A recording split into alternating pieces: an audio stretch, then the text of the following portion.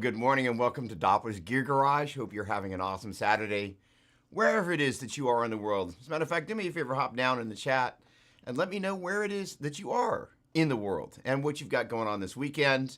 Hope if you're in the States, and maybe even if not, you had an awesome 4th. That was a little something, the funny thing is that in this moment, I don't have a manager. And it's probably the sort of thing that a manager would say, no, don't put that up, don't do that. But that is the pre-release mix of the title track from Swagger. And I was like, you know what, but these are my peeps. We got to have a little conversation here. So in any case, I am sitting on 3 videos, 2 for Swagger, one with the lead video that'll drop first, with Jared James Nichols as a special guest. And then that's the one for Swagger. And then there's also one that I've kind of gone ahead and asked my amazing video folks to go ahead and prep that I've got for the first song from the vocal album. So in any case, I figured I would share that with you. I hope it was so funny, it's just like you have all these expectations for these things and then, they start to kind of come to life and you just kind of begin to kind of go, okay, it's showtime. So Sonia, first of all, good morning. Chris Alexander, hello. Always there. Corey Fraser, what's happening, my man? Great to see you. Hello from Edmonton. Dare I say, hey. Glad to see you here, and you are clearly coming in from YouTube. Yoichiro, great to see you. Hello. Tony Lugazy, how you doing? Mike Hunty, thank you so much for changing guitar neck this weekend in Venice. Thanks for hipping me to the fact that I had managed to announce that somehow the date for the San Pedro show was February 78, which does not exist. So I've managed to fix that. Thank you very much. That's right. And of course, Chris Alexander. And wait a second, I've changed back to the wide format. So now I should be able to do that. There we go. You forgot I am the Southeast Fan Club Manager. Absolutely. The faithful Hugh, what's going on? Great to see you, my man. Hello. So, in any case, I always love to say, raise them up. Here we go, fellas. And ladies and gentlemen. So, what is this that you see besides me? So, I want to take a moment and, first of all, thank everybody, that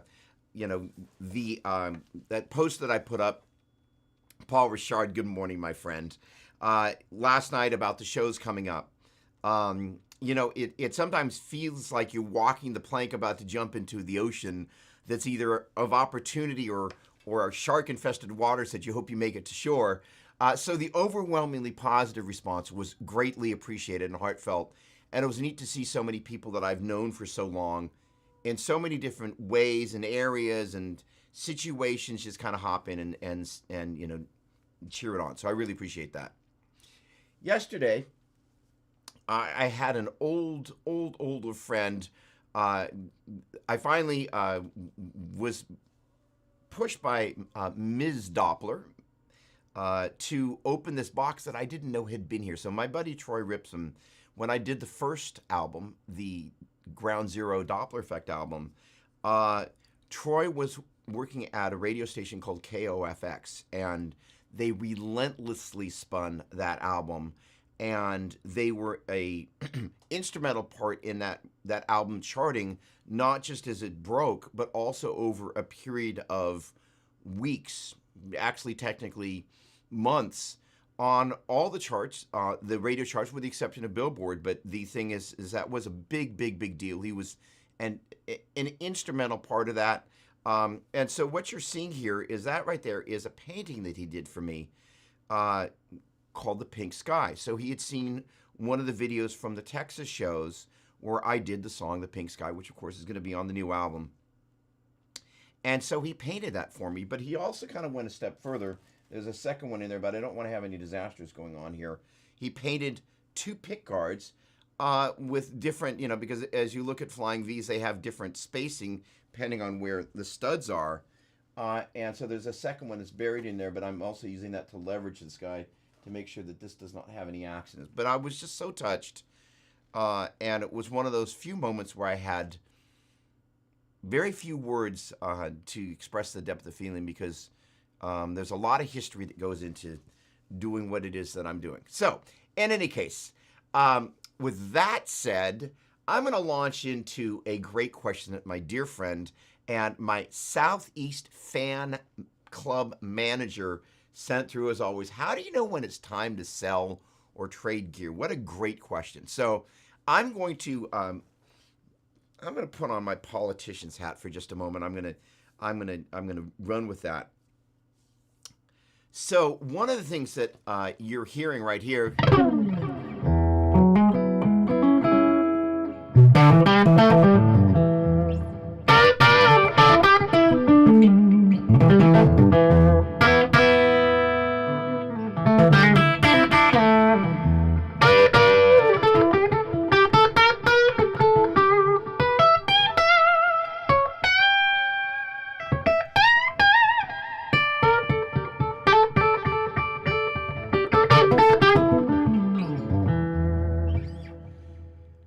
Happy accident happened last week. So as you can see, there are a pair of high-powered twins that I talked about last week. This one used to belong to Keith Richards. That one is one of the Joe Bonamassa high-powered twin reissues. They're both amazing in that. Thank you so much, Corey.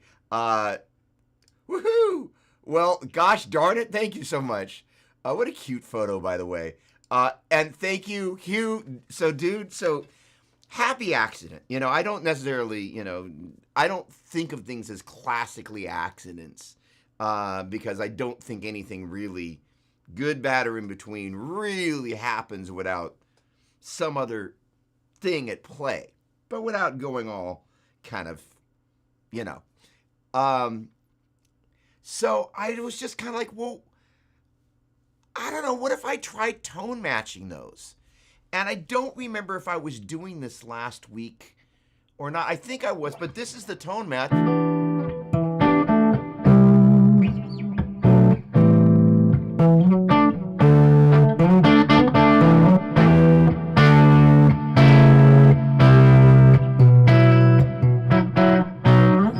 And that is literally the first tone match of a batch of sounds that I'm going to be capturing. So that is those sounds summed down to mono coming out of the Fractal Audio Axe-FX 3 right there.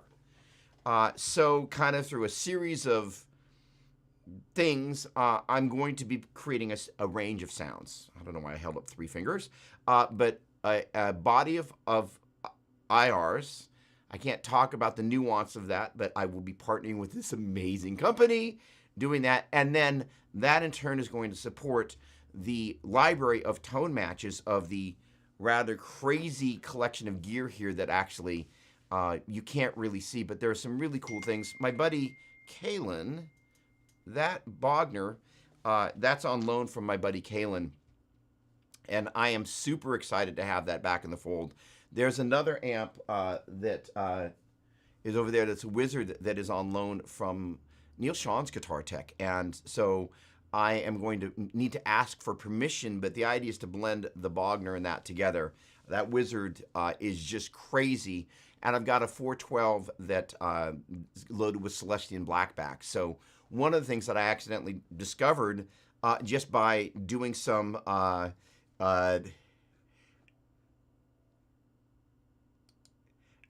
dude, I would love to. I love that photo, by the way. Can't wait.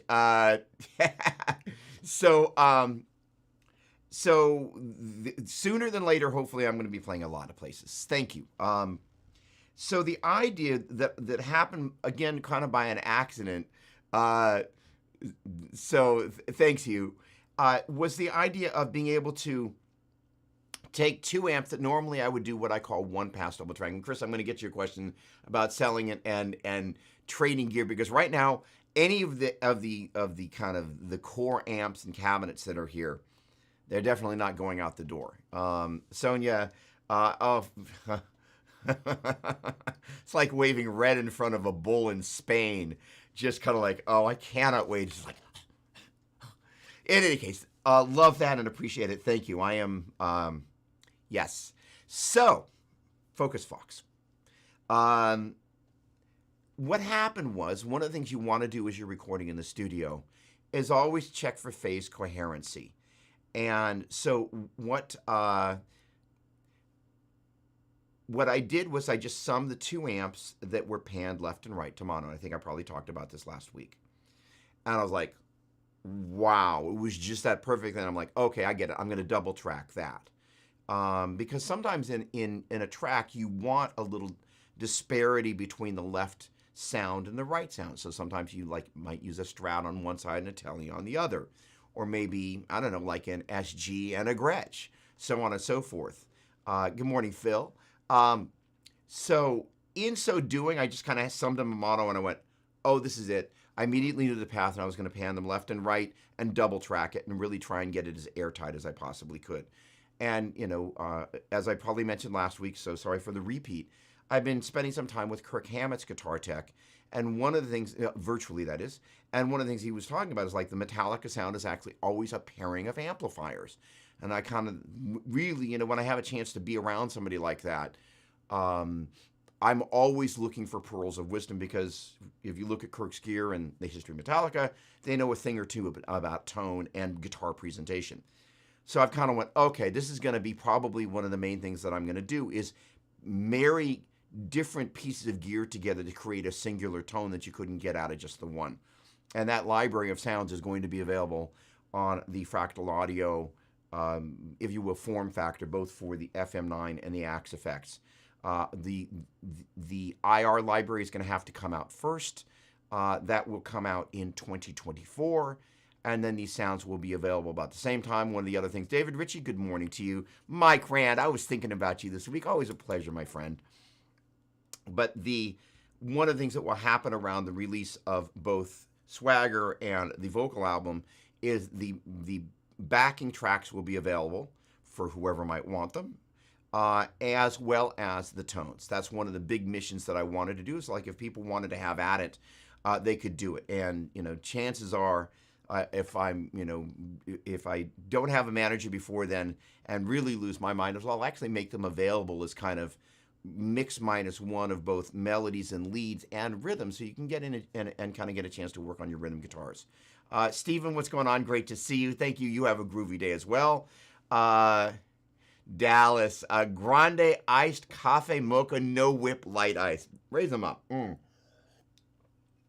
So, the interesting thing about the era that we're headed into, and again, do you know when it's time to sell or trade gear? I love backing tracks because I'm lazy. You were anything but lazy, Tony, because I know that because I've watched how hard you've worked. And so I love that. But I understand the idea of like constructing tracks from the ground up requires a certain level of commitment. So the idea of making these sounds available means that a couple of things that were kind of headed on their way to reverb, I'm pressing the pause button. So as we head into an era, whether it's on a Fractal platform or with the Tone X or Quad Cortex or whatever it is, I would encourage you, if there's a particular amp that is in your tone universe that you're like, I'm not using it that much, but I might, but I really kind of need to roll the money, get some sort of capture device or utilize the capture function in whatever you've got and grab that, set the way you would set it before you send it off into the world. So that's a really timely question. Doug DeYoung, how are you doing, my man? Legend, great to see you. Always a pleasure.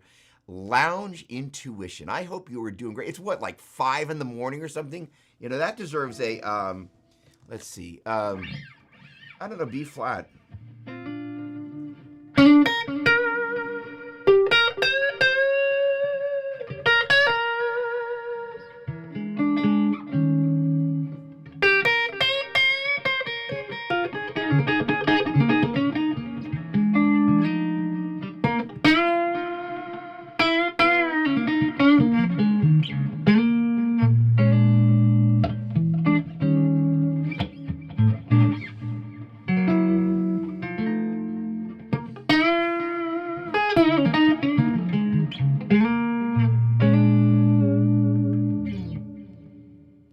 Sounds really good. So, gosh darn it, Great to see you, my friend. New single on Spotify in odd type 7/8. Do me a favor, pop the link through there, my friend. Awesome, Doug. Great player that I know from these guitar camps. Down under, but not down or under. Mark Turvey, good morning, my friend. I'm not going to rave on other than to say, always a pleasure. Looked like you were having a great time in the fourth. Relaxing sound. I love that. There we go. Headstock Haram. Hey. Can you play a few? That sounds like a few of my favorite things. A few of my favorite licks. Absolutely. That's so, the interesting, at the beginning of, hang on, let me go back to this just 1 second. I'm going to go out of here. So one of the things that every player, I believe, is looking for is something that they do that they kind of go, that's what I do.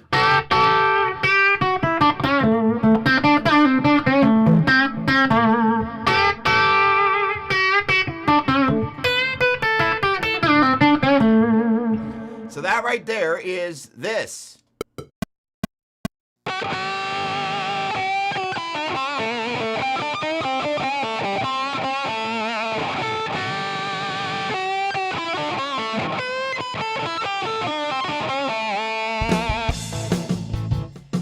So that is the beginning of the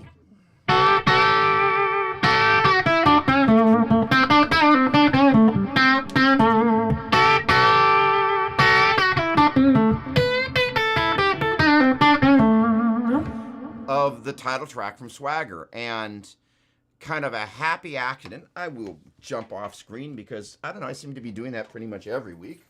And grab this box. Gosh darn it. So, implicit in that great question that my dear friend Chris Alexander asked is like, how important is the gear, really? I mean, seriously, how much does like that next guitar, that next piece of gear, how much does it matter, right? I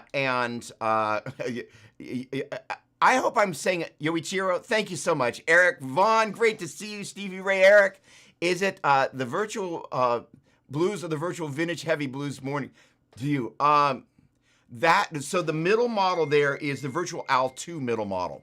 And thank you, Headstock Harem. Corey, I'm going to answer that in just a minute. Oh, thanks so much, Brian. Always a pleasure. So this box is this sound. Hang on, I'm going to go back to it.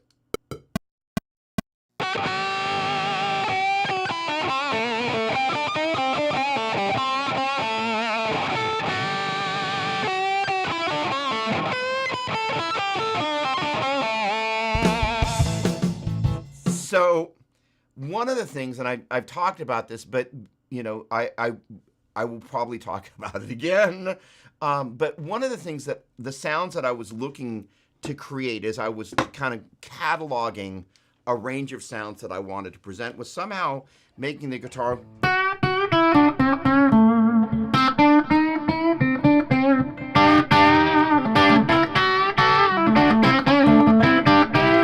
this isn't necessarily the sound. Let me see if I can throw on some sort of overdrive-y device that will allow me to get to where I want to get to without sounding like Le Poo-Poo. Because Le Poo-Poo is not good. So let's go to, I don't know, what do you? I want to go to, all right, let me do this. That's...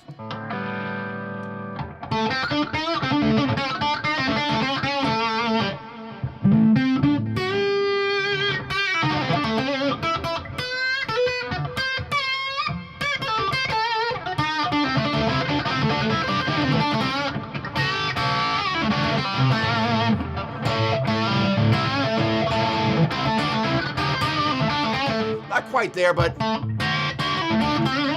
if only I had Eddie Haddad's drive, then I would have the tone.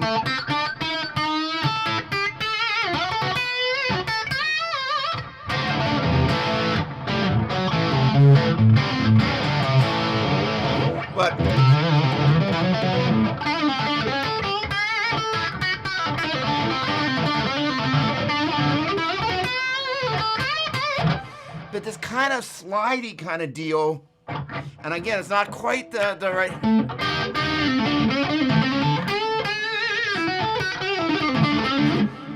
vibe that's a little harmonica, like, a little bit slidey. I'm not really nailing it, but that also informed other things about my playing. So the short version is, and I'm going to jump back in. I see some people that have shown up, Eddie. This box transformed my world because it allowed me to get that crazy sound. I'm going to play it again because it literally is, it's that crazy kind of cocked wah type of.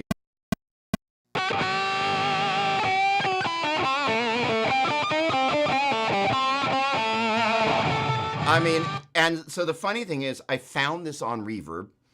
I didn't use it for, and I'm famous.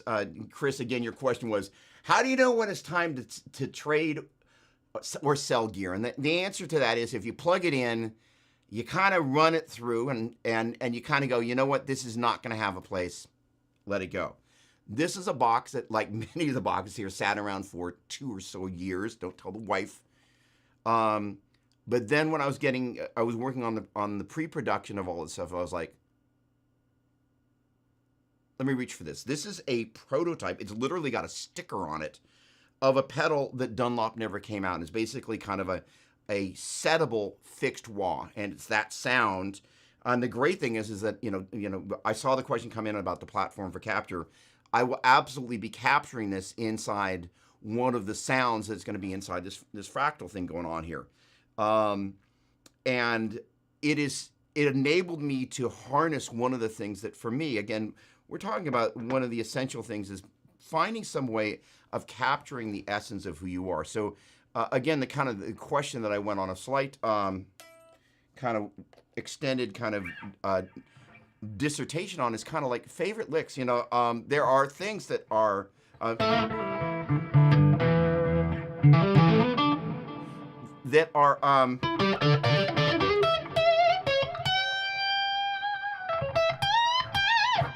indicative of kind of where I'm headed as a player. And it's an interesting thing because with Matteo Mancuso and again Jared James Nichols, who guests on what'll be the first single on Swagger, this playing with the finger.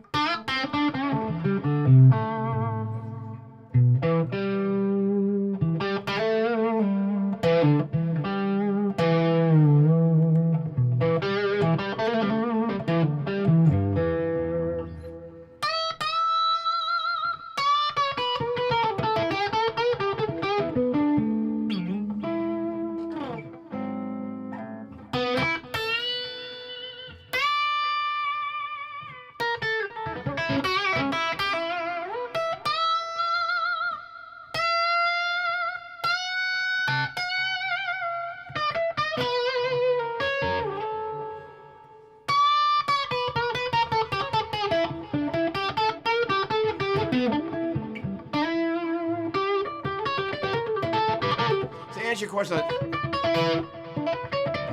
There are a bunch of things around this.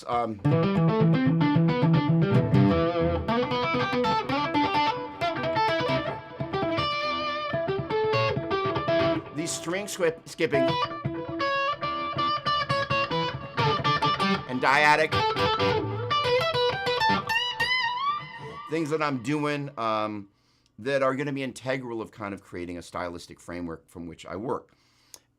My suggestion strongly would be to get some application like Ecamm Live, which is kind of what I'm streaming through. It's what I'm going to increasingly be doing a bunch of my make it great but make it fast production. I have a bunch of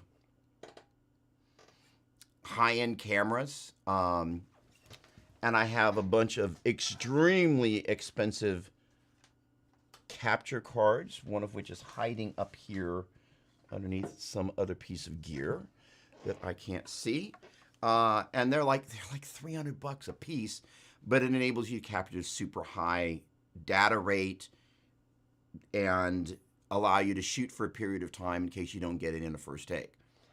But there is this kind of like, go over to the camera, turn it on, stick the card in, pull the card out, go over to the computer, dump the card, just like it's a giant drama for that workflow. So the great thing about Ecamm Live is I can toggle between I don't know. What's happening on the B cam here? There we go. There's the B cam. And then there's the C cam up top. So that's actually obviously not correctly angled.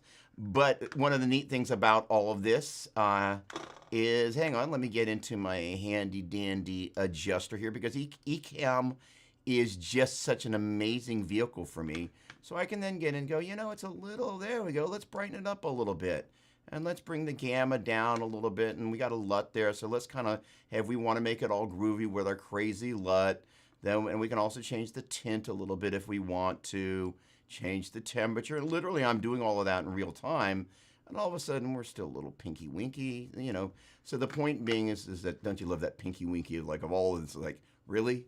But that ability to color correct in real time without having to go into post between multiple cameras is a giant deal. Eddie. So in any case, so I want to take a moment and give a little shout out. First of all, Jimmy Ward, great to see you. Mike Hunty, thanks again for hitting me about the date. Headstock, JJ, and so you're in Headstock. You are in Wisconsin, right? Oh, awesome! I didn't know that. Eddie, I'm really looking forward to hanging out. So Eddie Haddad, can you do me a favor? I'm going to forget the name of your signature drive, but Eddie is a guy that used to play with Eddie Money. He's a great player. He's based in Nashville. He's one of those guys. I'm going to give you a little shout out today, my friend. Why don't you remind me? We'll get to that in a moment. I don't have a drop date. And I'm kind of, oh, hey, there we go. So thank you. Hey, welcome aboard. So Eddie's signature drive. What is the name of your signature drive, please? Or Messiah Guitar. So it is, the funny thing is, so I pulled up what I did sonically there. I was starting off with this capture of the, I should be able to do that. There we go. Eddie's pedal is called, wait for it, Eddie. The Eddie Boost Drive. There we go. Thank you, guys.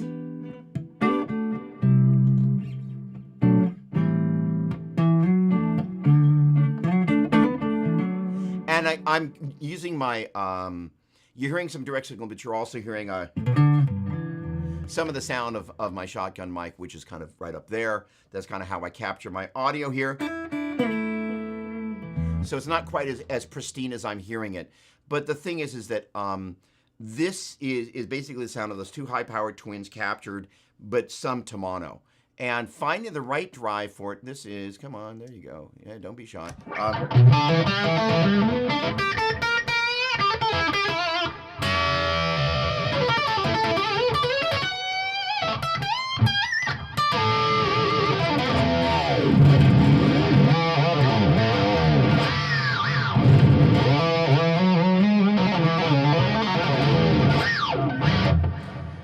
That's not bad, but it's not the nuance I've got. And Eddie did, first of all, Eddie's one of the rock stars of Guitar Mastering Method who has like 5 million followers.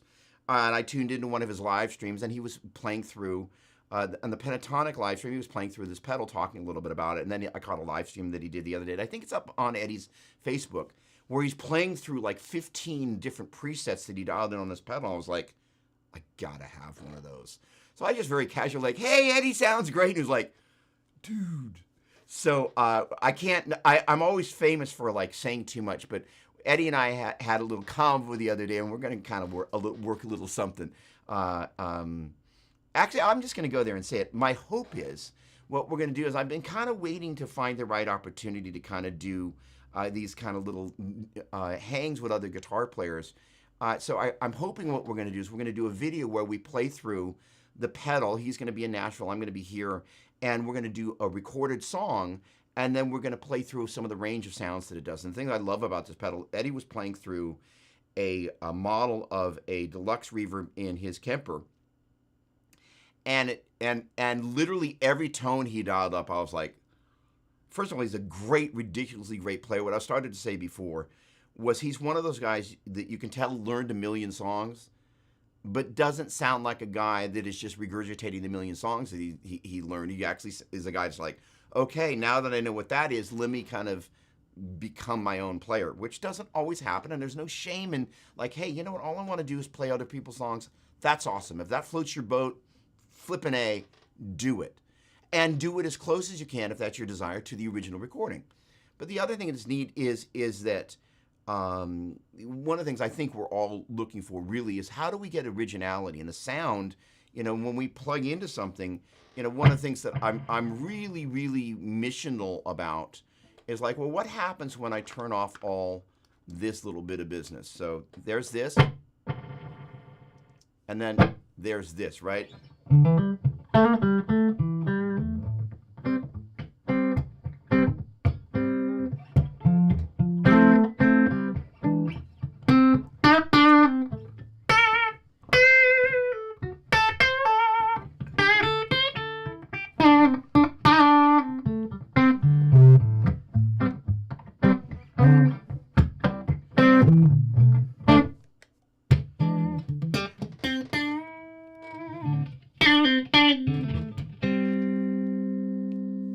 That's the middle position, doesn't have a tone control.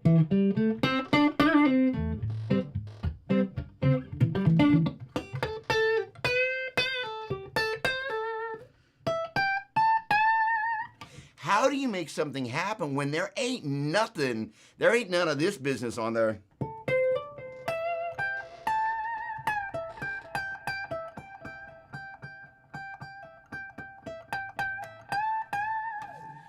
You can hide behind all that stuff.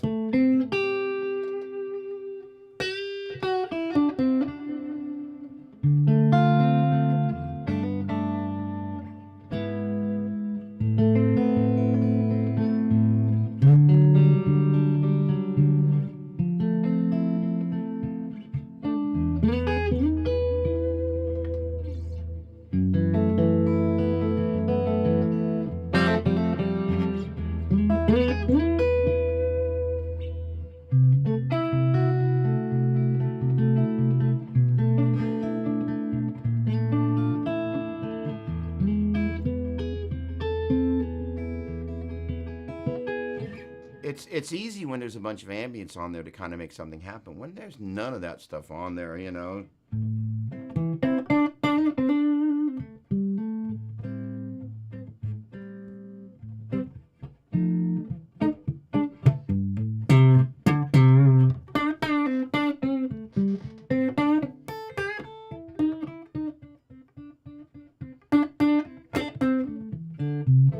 And one of the things about having you just plugged into whatever amp in the season that I'm in, I think all of us are in, we all kind of end up walking into somebody else's world, and there's kind of like, here's the amp, that's what you got. One of the things that I went with Larry Mitchell, who's just been just the most enormous blessing in my life. Like, if there's anybody that's kind of walked alongside me as a professional player in this particular moment of the season that I'm in, Larry Mitchell has been head and shoulders above the rest of the pack. So he invited me to sit in with him at the Dallas International Guitar Festival. And I also got a chance to kind of play my first show in Marshall, Texas, which was just such a great opportunity to take the songs that I'm in the midst of recording and play them live with the actual tracks as stems, using the Boss RC 600 looper, and then have a chance to, feel what it's like to play them. And because invariably, your posture around how you play the songs is going to change. Just in the same way that when you come back and listen to a recording of something you did with a song that you've been playing out, you kind of go, oh, I did something different than when I originally recorded it, because the reaction to the music grows and matures over the period of time. So the thing with Larry is he's just, gave me this opportunity to go out and do this. But one of the things he asked me to do was bring the Andy Timmons at pedal, just so we could have, he said, hey, do you happen to have one of those? So it was kind of in your breast pocket so you could pull it out if you need it. My hope, and I don't think I'm gonna regret saying this, my hope is that Eddie's pedal is gonna be that pedal. And it's available from Messiah Guitars. And it's in the mail. But I literally listened to Eddie play through this range of tones. I'm like, they all sounded completely different. That's why you're supposed to mute all your windows, but it's hard to preview stuff. That was my email, actually, but you probably knew that. But I was like, that's the drive that I've been looking for. And so the one that kind of does all the things in one has got like, and apparently it's so chock full of stuff on the inside. But Eddie was like, I want it to be able to do all these things. And the great thing is, it's one thing to have, oh, it does this and it does that. It's another thing to hear a really seasoned player who has stage experience, again, playing with Eddie Money. He's one of the guys that goes to Nashville and finds his way. That is a really hard hat trick. I've thought about moving to Nashville, but I'm kind of like, man, there's a lot of fish in that pond to make your mark in Nashville. That's one of, in many ways, it's almost harder than moving to LA. Simply because in LA, if you got good hair, then in Nashville you actually have to play. Sorry for the folks in LA, but I've lived in LA a couple of times, and come on, you know what I mean. But in Nashville, it's just like, it doesn't matter what your hair looks like. If you can't play, you don't have a gig. It's just like, there's just no room for people that don't really, really have their game going. So, and literally if you walk down Music Row there, or sorry, not Music Row, the whatever the nightclub area is, everybody that's in there that's playing the covers can play. Oh, Brent Milligan. Yep. A man who knows. Brent, always a pleasure. Great to see you. By the way, how's the Kabiki coming along? So any case, Eddie, the feeling is mutual. So, right back at you. Broadway, thank you very much. And it's just like, it's just one of those towns. And then there are guys like Brent. Brent's one of those guys that is like myself. Brent and I are probably from roughly the same birth year. And I see that question there, so I'm going to get to that. But as you get older, part of what you're supposed to do is help shepherd other players in the midst of that. And that's one of the things that Brent has done. I'm not going to get into the long version, but there's a bass player buddy of mine that came to Nashville, and Brent was just like, hey, I got you. And so in any case, I don't want to go too far down that. So in any case, but there are people that, what's neat about, again, a place like Nashville, that's a little bit different than LA. LA, you kind of, the way you make it in LA quite often, you kind of need to know some people, but you got to make it clear that you can survive a street fight if you're going to have a career there, or you just got to be super pretty, something like that. I don't know. Okay, hang on a second. Let me back up here and make sure I don't miss any of this stuff. Okay.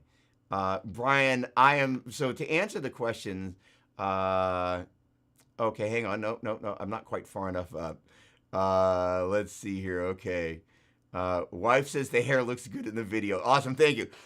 Pass the test. That's great. Thank you for that, Tony. Okay. All right. Good. So the important question, where can you get one of those jackets like that? So anybody who knows LA, you know where I got it. Melrose, of course. So I got that jacket 20 years ago. 25 years ago. And it's just been sitting there just kind of waiting for that perfect moment. So what better video to wear it in than the Swagger video, right? So in any case, by the way, anybody who's just tuning in, I'm just having way too much fun playing the pre-release version of this. So I'm just going to roll that just for a quick second. Again, that kind of crazy sound using this bad boy. Boom. Hang on. I'm just having too much fun. Sorry.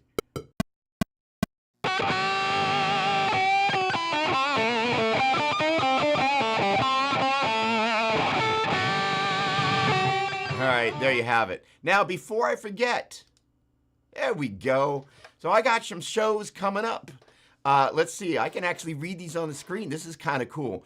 All right, so the first one is going to be on July 21st at the Underdog in Nashville. It's an early show. I'm literally going on at like 6 p.m. But that show, I wouldn't say I'm nervous. I'm excited and nervous excited. So the headliner on that show is going to be Lance Lopez, who, if by chance you haven't heard, just go out and do a little YouTube search. He was out here on the West Coast playing, I think, a trio of shows in Los Angeles. And he's a Texas legend. He's an obscenely great Texas blues player. Plays Gibsons primarily. And just is kind of terrifying. And then Larry is playing the middle slot, and then I am warming the night up. But the other thing that's super exciting about that show for me is that it's going to be the debut of the Doppler trio. So kind of over, did I actually get the right direction there? So you can see with said bass kind of is Angeline Saris, who is, well, you saw in the video there, she is kind of my bass counterpart, and I absolutely adore this human being. One of the most quality. So as I was getting ready to start doing the tracks for both Swagger and the vocal album that will follow, neither of which have a release date, I was like, who do I want to have play bass? And John Cuniberti, the guy that is the tracking and mix engineer on both albums, was like, you should check into Angeline. And Gary Brower, the guy that works on my guitars and everybody else is, that's in my kind of, if you will, player circle in the Bay Area, for lack of a better way of describing it. The guys that I look up to who are professional guys that are here, they all go to Gary. And he was like, oh, Angeline. So I have never worked with a musician that just kind of came in, was as prepared, as all in. And then when we did, I can never remember, but I think it was 3 days of tracking, 2 songs per day, and then a day of video. And the moment the camera started rolling, I was like, the person had been sitting there, totally prepared. They had, the charts that they needed. They asked me to go, all right, can you prepare, demos that have the bass parts that you're suggesting for me to rework? They asked, are you okay if I rework this? You okay if I kind of, take your ideas and then choose which ones I want to adopt and which ones I don't? I was like, yes, go for it. Asked all the right questions, all the right posture. Came into the session, was just kind of present. I take up a lot of space when I come into a room, if I were to be honest. It's one of the things I'm very conscious about myself. For better, worse, or in between. It's kind of, I'm the lead guitar version of a lead vocalist. It's kind of my gig, but at the same time, it's not always the best quality that you might want to have. And Angeline demonstrated exactly why I meant that, where she was just like, I'm here to do my job. I'm here to just be all in. And then the video starts. Well, I'm going to play a little bit more of that. I just want you to watch her. Sorry, I've got this on hand, so I'm just going to do it. And again, this is the rough mix. All my guitars are in the process of being replaced, and that's part of why these amps are here. But by the way, all the guitar sounds you're hearing me do are the Line 6 Catalyst. Yes, the $400 amp that I dragged around the Dallas International Guitar Festival and took with me to Marshall, Texas. I love that little amp. But considering I've got Keith Richards' old high-powered twin here to work with, it's not mine, belongs to a friend of mine. And yes, that's going to be one of the things that's going to be included in these tone match libraries that will be available for purchase. It's there. And we've still got some other questions that I will be getting. But again, just watch the chemistry. This is the third song that we shot that day. So this is the last song we shot. But just look at the natural chemistry. I'm going to let this roll a little bit. I'm not going to play the whole thing because that's what a manager would be like, dude, whatever you do, don't play the whole thing. You really shouldn't even be playing this at all. But here we go.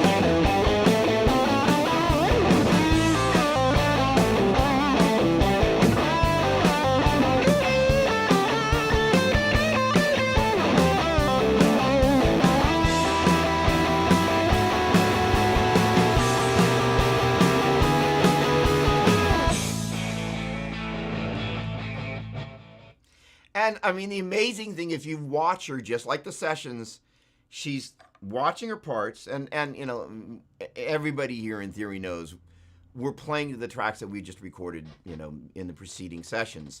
That is to say, we're not actually recording there. You won't see any drum mics. That's how you know for real when you see the studio stuff. If there's no drum mics up, it's like, so, but this is just classic because she's watching me the entire time, and I'm like, this person doesn't miss anything, and she is a phenomenal bass player, amazing human being, amazing performer, and equally amazing bass player slash musician. I was just like, and so the funny thing is, you know, she's been sitting in the chair the entire time. All of a sudden, the cameras come on and the lights go up, and I'm like, oh, holy cow! And the chemistry, I was just like, I've never had that happen with any other musician. All right, with the possible exception, there we go. Down, gosh, I got it right both times. There is Tasha Jones. And by the way, the band in the video there, that would be inappropriate for me not to introduce them. Zorro, the drummer on drums. Amazing. Zorro and I have spoken a couple of times this week just about the amazing work that he did. In this particular moment for the Doug Doppler trio, it's going to be Tasha. When it comes time to do the vocal thing, if that band actually tours, that's a different conversation, part of which I was having with Zorro, part of which I'm going to talk with Tasha about, and just kind of what the future holds, you can never know. To have two amazing drummers around is an amazing thing. So, and then my brother in arms, Peter Keys on keys. He plays in another band you might have heard of called Lynyrd Skynyrd. So Peter's from the Bay Area. I used to be in a band with his sister, Stephanie Keys, who sadly is no longer with us. Stephanie and I had a brother-sister bond. The band that we were in, Einstone, there was a gig that it ended up being, due to circumstances beyond our control, that we had a choice of canceling this gig at the Paradise Lounge or her and I playing to a CD. And gosh darn it, we played to a CD, and it may have been our best, most fun gig. And Stephanie and I were just like, let's just do this. And it was so awesome. So we had this kinship. And Peter and I share that same kinship. And there's nothing like being able to play with somebody, given the kind of style of music that I'm doing, which is really recapturing my roots, who has done 1,000+ gigs with Lynyrd Skynyrd. He knows a thing or two about guitar music and loves it. So as we've been conversing around things, for those that care to know, we're talking about Nicky Hopkins. We're talking about, you know, again, Mark Turvey, you're kind of my poster child. You know, my guess is, although we have yet to have this conversation, you read all those liner notes of those records we grew up listening to. You know, there was this, by the way, for those of you that don't know, they used to have these things called albums. And before that, they had these things called 45s that had these little inserts, so you could actually play them on the things that held your regular 33 1/3 LPs. But the great thing about that era was that inside, you know, that the main record, the album cover, were these sleeves that had a list of all the players and kind of liner notes. It was amazing. And so there's a generation of people who know what I'm talking about, that like those were the guitar magazines, if you will, before there were a guitar magazine. It was the internet before there was internet. It was how you knew what you needed to know about the artist, who produced it, who engineered it, who played what. You know, it was how we deciphered this. All right, so, gosh, I got it right again.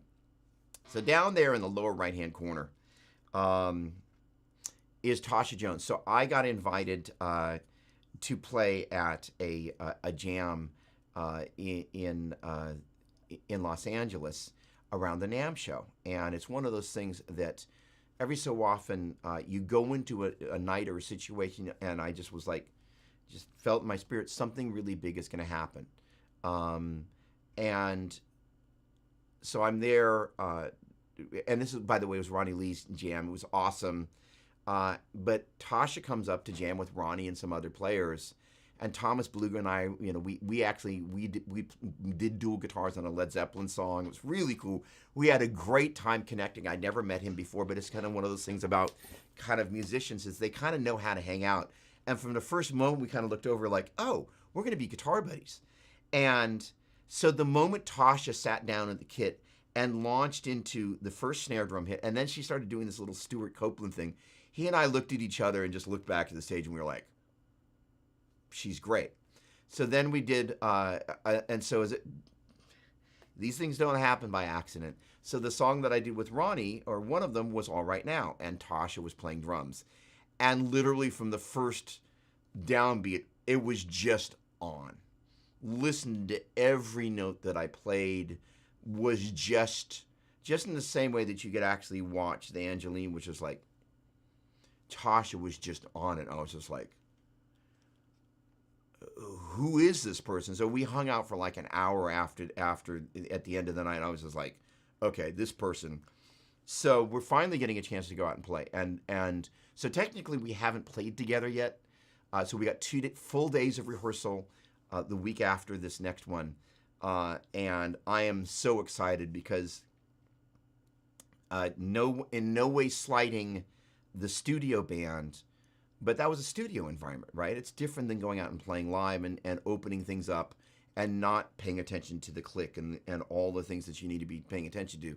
In this particular thing, we're just going to be doing all the things that a live band does. It's kind of the difference between a lap dog and, a guard dog.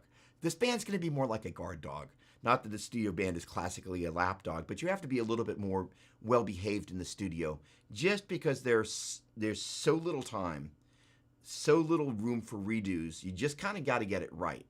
And as much as you really want to have the hey, we've got room to breathe, you don't have that type of luxury when you're paying as much money per hour as I was paying by the time you factored all that stuff in.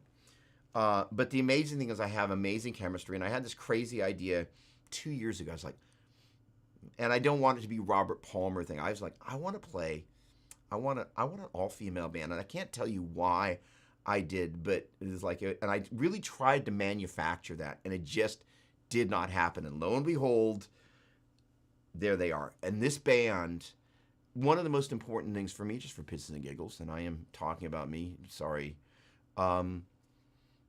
this band has to be the hardest hitting, most in your face, in your groove, what the hey band that I've ever had for me to do what I need to do. This is such an important piece of this, and it's the sort of thing that I can't accomplish with tracks. And so having two people that I'm as fond of personally, have as much chemistry with personally, am as enamored with musically, and have such an instant playing, performing connection with.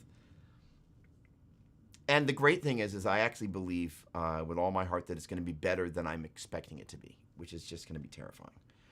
So in any case, there you go. So let me get back to answering some questions. A train whistle. I love that. No, that's great. The unison bend and all of this. Hang on, let me switch views here. Blah, blah, blah, blah, blah. There we go. It is kind of a,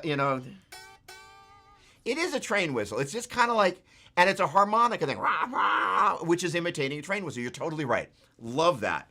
Yes. Gosh darn it. Well, thank you very much. Really appreciate that. Swagger on, brother. So Brian very kindly has orchestrated one of the shows that we're going to be doing, and that's at Warehouse 231. That's in Montgomery, Alabama. Again, I don't think I actually walked through all the flippin' shows. What a moron. Oh, my word. Okay, let's fix this. All right, so the first show is Friday night, July 21st in Nashville at the Underdog. I've walked through the details on that, and all of the information is available at DougDopplerMusic.com. Got to remember to put the .com in there. Somebody forgot a little earlier. And then the next one is going to be at Sweetwater Depot, no association with Sweetwater Sound, in Florence, Alabama. And that's going to be with Larry headlining. I'm going to be second on the bill. And then we have my dear friend, amazing guitar player Jamie Lamb is also going to be playing. That will be preceded by my first ever and our quote-unquote fractal audio workshop, which I am besides myself. I have spent a number of years playing with different modeling devices, and the thing that the fractal does that some of the other devices do is this tone match thing that's going to become an incredibly important part of my career in this moment. an absolute game changer, one of the most important chess moves on the game of chess that I'm attempting to play out wisely.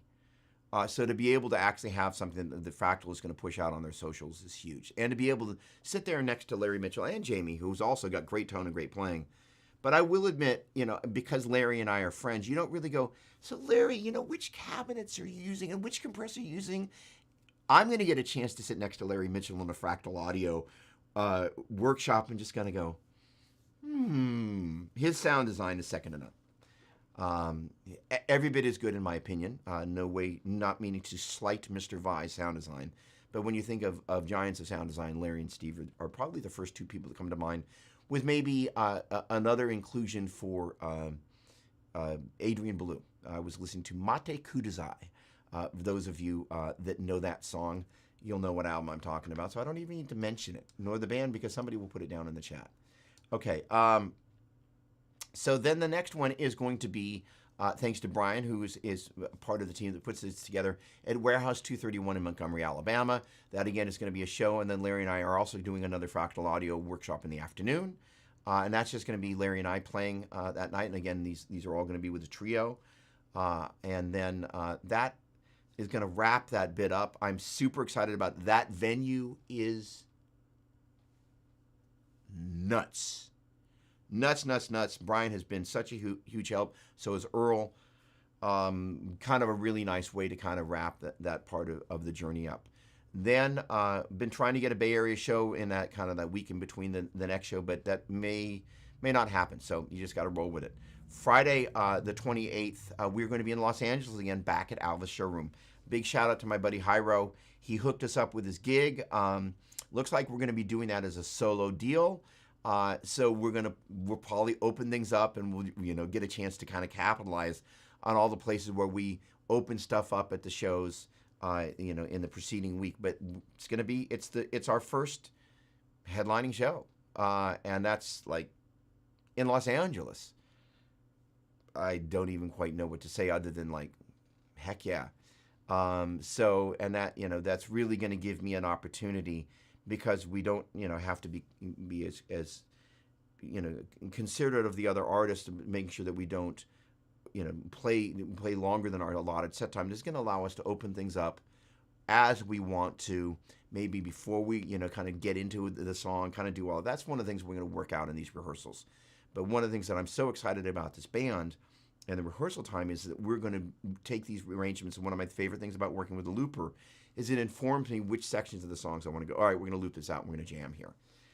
And Tasha, the great thing about watching her play, one of the things I got a chance to watch her do with that on that jam night was play a John Cougar Mellencamp song.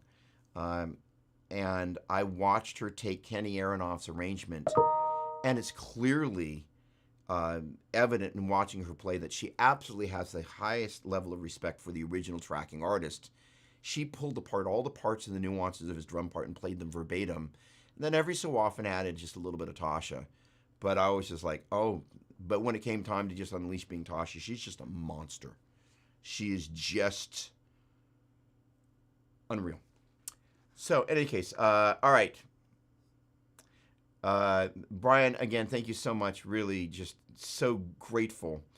All right. Awesome. Mike, thank you. So, the funny thing is I was like, I really like, because for any, by the way, Eddie, if you're still with us, by the way, the great thing about Ecamm Live is I can switch it on in the middle of a stream, but I can make it such that I can shoot in 9:16, or in this case, 16:9. And, after kind of, so I've been streaming for a while in 9:16. It looks really weird on replay on YouTube. And I just kind of went, you know what? I'm changing it back because I knew I wanted to play the video. And I'm like, nah, I'm just going to do it. All the other stuff I'm going to do for social video is going to be at 9:16. But I decided to go back. So Jimmy, to answer your question, I don't know when the drop date is, and the nuance of that is as follows.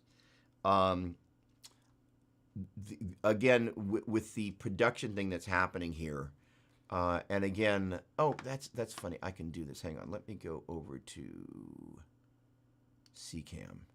Now, one of the other groovy things about all this, can I do that with this guy? No, I can't. I could mirror it if I want, but this is going to be left and right. I can't flip it around, but I can do that on the camera. I can take it black and white. Ooh, that actually looks way better. And you're seeing the Cab M has a slower refresh rate than the Cab M Plus. Although now you can actually see both of them on the refresh rate there. It's not as obvious in color. Maybe it is. Oh, I'm obviously at a different refresh rate than I was before. Maybe it's just that I've got the blue accentuated. The point being is being able to manipulate this stuff in real time is really cool. And so I now have my A, B, hello, and C cams. And I'm just going to have to find a different way of kind of flying in my B cam so you can see. Oh, so you can see the right hand. And they're not color matched today, but we'll fix all of that. All right, so the point being is I just kind of went, you know what, for this particular thing, I actually like having the size of the frame, and I appreciate that feedback because we're gonna stay there. So in any case, Eddie's boost drive, there we go, and then Messiah Guitars again. Thanks so much. That looks like an exceedingly exciting pedal. So I am super excited to get a chance to put my hands and feet to that thing. Paul Altimore, Eddie, if you haven't been to Nashville, my friend, you need to go, brother. No place else to see. End of our at 10 a.m. Sunday morning with a full band playing. Absolutely. What's happening, Ricardo? Great to see you. I like that photo, too. All right, it's in the mail. Oh, that is very exciting news. I have never been as excited about a drive pedal as I am about this one. So, Eddie, I know you probably had to go take care of your newborn, but with great pleasure. And dude, you sound great.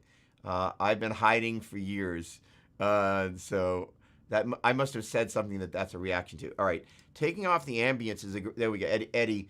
And this is what I love about teachers. So this is my moment to talk a little bit about. First of all, I'm behind on. Hang on, I'm going to scroll down here. I look forward to filling your ear hole as well. Trust me. Because it's going to be loud. Actually, that's what the pics actually say. Louder is better. And it's true that. So, yeah, the taking off the ambient. So, a little earlier I did, yeah, is it still off? There you go. So, that, it's bone dry.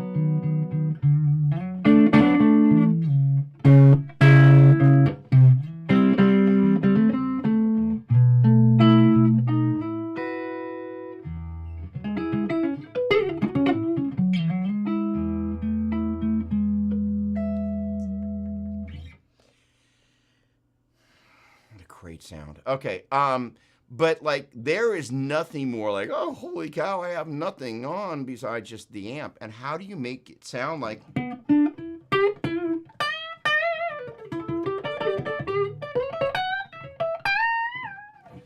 So one of the things, that's where the fingers really, really help. And so I'm going to be, Rhett Schul, I'm on Rhett Schul's email list. And I'm about to get to the Lindy Day bit of this as well as kind of continuing to go through the comments here. But if you haven't checked out Lindy Day on Instagram or TikTok, she's an influencer. She's a brilliant guitar player, and she's a genius music educator. So Lindy and I are working on some course material, actively working on it. We had a meeting with our publisher, I should say editorial oversighter, a couple of days ago, and it was just magic. And so we're actively working on some curriculum that's going to be for people that are hungering for a roadmap to an on-ramp to really kind of applying theory on the guitar in a musical way and to further your musicality, and I mean expressed musicality on the instrument, not just like, oh, I know the notes of the A major scale, you know, A, B, C sharp, D, E, F sharp, G sharp, A, you know, but how you actually go, okay, well, that A, C sharp, and E, so that A, you know,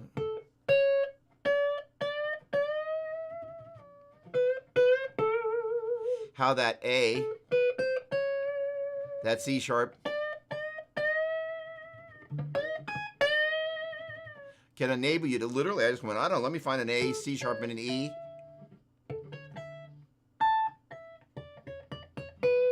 I guess Paul McCartney knew those as well. The point being is they are a ladder to everything.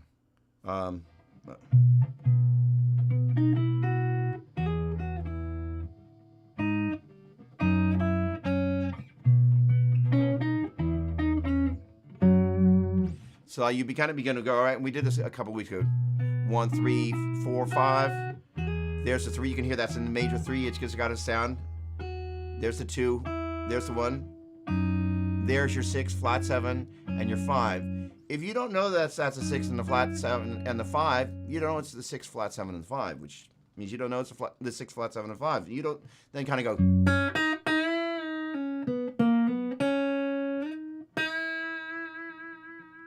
So that is to say, if you're on a 4 chord,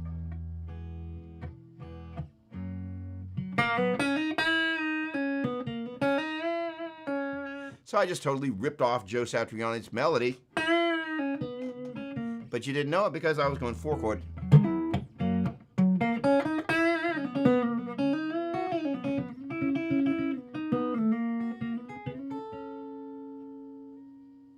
Gotta play that A sharp there. Which again, if you didn't know, was flipping a, you know, oh wait.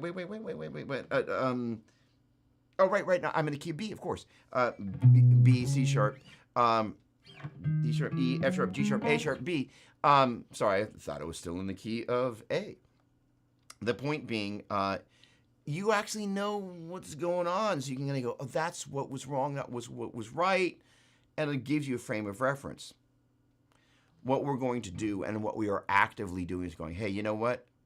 Let's create a path that makes it really. And the great thing is, Lindy and I as a pair, I'm surrounded by all these amazing women that are musically unbelievably steeped in excellence. And so Lindy and I get together and we riff as teachers like a band. It's nuts. I can't talk about what we're working on other than to say it's going to be, I think, for people that really hunger to have a great explanation of how and why things work. Yes, we do talk about shapes, but we really are we both come from a classical background, which means when we talk about things, if we don't know the answer, we're going to research it and make sure we get the right answer. For example, the difference between the patterns of the pentatonic and pattern number 2, the minor pentatonic, where the first finger is in position there as it relates to classical guitars at 5th fret, that is pattern number 2 played in the 5th position. That is not position number 2. Please let me never hear that again.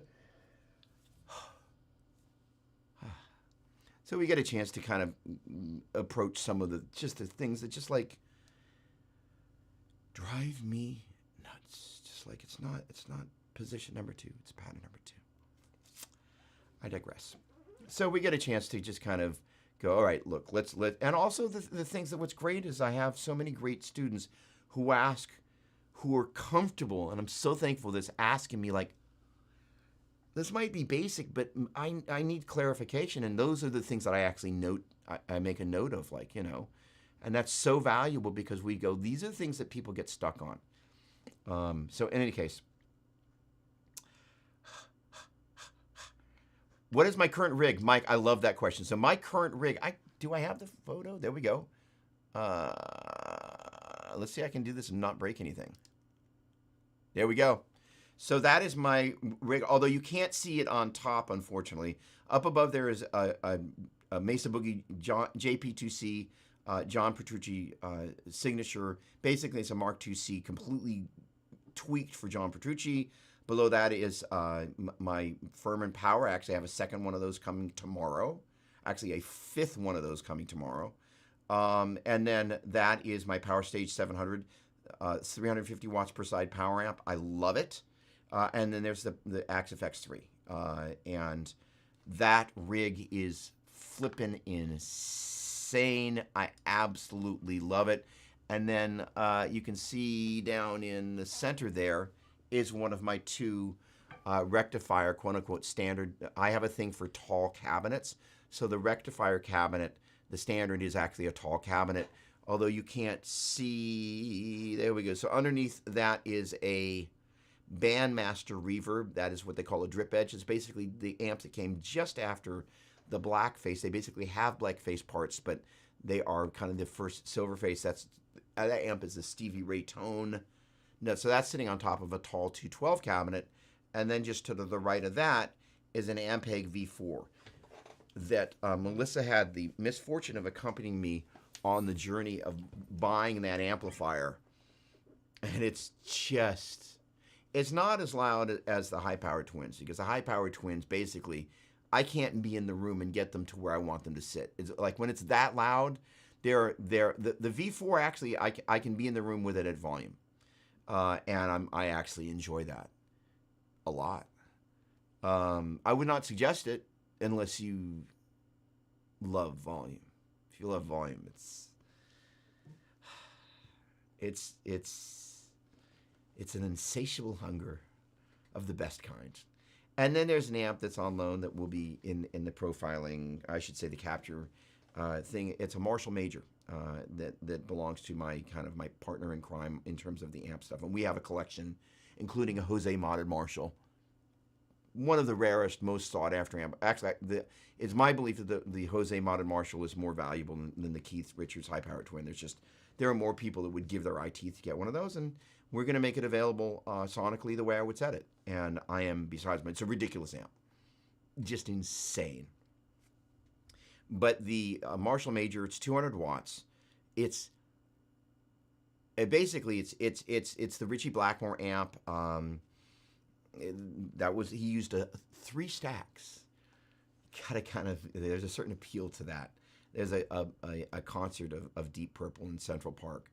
He's using 3 of them there, and it's just, he might have used 2 in that concert, but he was famous for using 3 of those. That's 600 watts of guitar, but in those days PAs weren't what they are today. But the point being is that amp has a ridiculous amount of clean headroom. I think there might have been a Marshall Major in Stevie Ray's rig for a while as well. But that amp is just so loud to get it to a place where it starts to break up and not be destroying your speaker cabinets. It's actually too loud to be in the room with, which is why I have that ISO booth back there.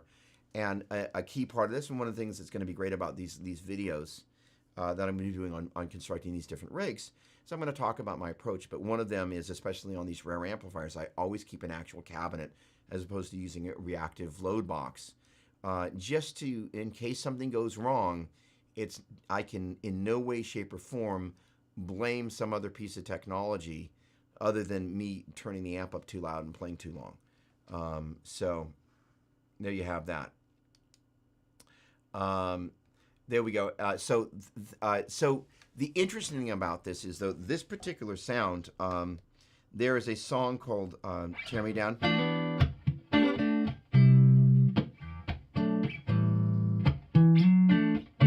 A little out of tune.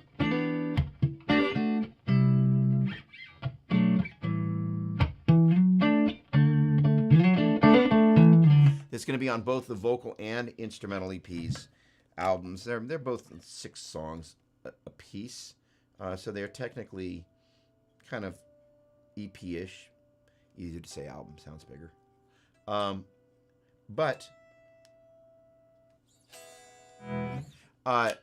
it's one of those pieces that Caleb and I, so Caleb Johnson's the vocalist on the vocal album, and he won American Idol, if you've heard his name before. That's why he's the most ridiculous vocalist I have ever heard. and is the guy that I'm hoping that we'll be able to play those songs live with him singing because he's my favorite vocalist in the world.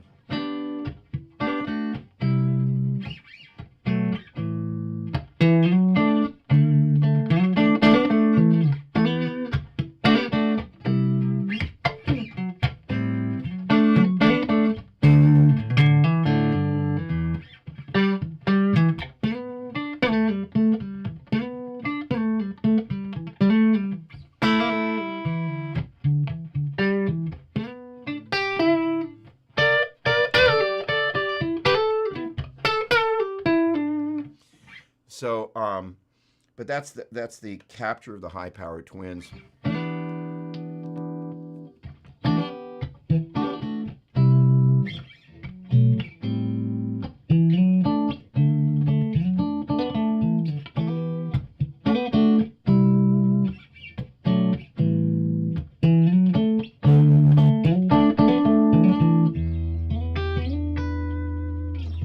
And that's really close to the sound that's in my head. There's also an amp here that I can't talk about that's a prototype from a company I can't talk about yet. But it's a company that I have a very close relationship with. And that's all I'm going to say about that. But that also is one of the sounds. So I may blend a bunch of amps. By the way, in case you didn't know, that was one of Stevie Ray's things. They would have a bunch of amps on. And, it's kind of famous stories of them recording. He's like, oh, turn that amp. You know which one you want just a little bit more because you know the character of them. But the blending of the amps is going to be something that I'm going to be doing increasingly more. Sorry. All right. So here we go. We really, and I know that's going to be like small if you're on a mobile device. We really focused on the active EQ filtering, including 2 distinct clipping options, and the boost is simple amp-like standalone placed before the drive. And so that's the interesting thing is I was listening to Eddie demo it. One of the sounds that he was using, and I actually, well, in any case, I've made reference points of where he was doing different tones, but one of them I was like, you know what? That really is incredibly amp-like, the way it just responded. So that's one of the things you guys really nailed. I'm so excited about this. It's an interesting thing, this kind of, yes, you can, there is truth to that, but at the same time, there is this kind of mountain. I'm making my way through the comments here. Okay, no, I'm not that far. Jimmy Jet, how are you, my friend? You did get my message that I texted you that night, right? But I was kind of being, I'm not really normally a joker. I'm like, this is the IRS. Your rebate is there. And you probably went, block this guy. That was me. So Steve Karras, what's going on? What is tone match? I'm going to work my way down there with great pleasure. Doug needs a tech. Kevin. So in any case, so, that circuit just sounds, I think, and first of all, a bunch of I'm also active in the praise and worship world. So I'm going to be reviewing this, the Eddie, is it the Eddie drive, the Eddie overdrive, whatever it is. It's in here. Hang on a second. Let's be factually correct when we can actually do Eddie boost drive. That's why you check. So it's a boost and a drive, hence the boost drive. And the boost happens before the pedal, hence the boost drive is supposed to drive boost. But I think the praise and worship guys are going to love that pedal too because it just enables you to shape whatever you're playing through. So it's kind of like the Swiss Army knife that actually has great tones. It's an interesting thing about the kind of making it anywhere. We live in a very different time, and social media plays a role that it just has changed everything.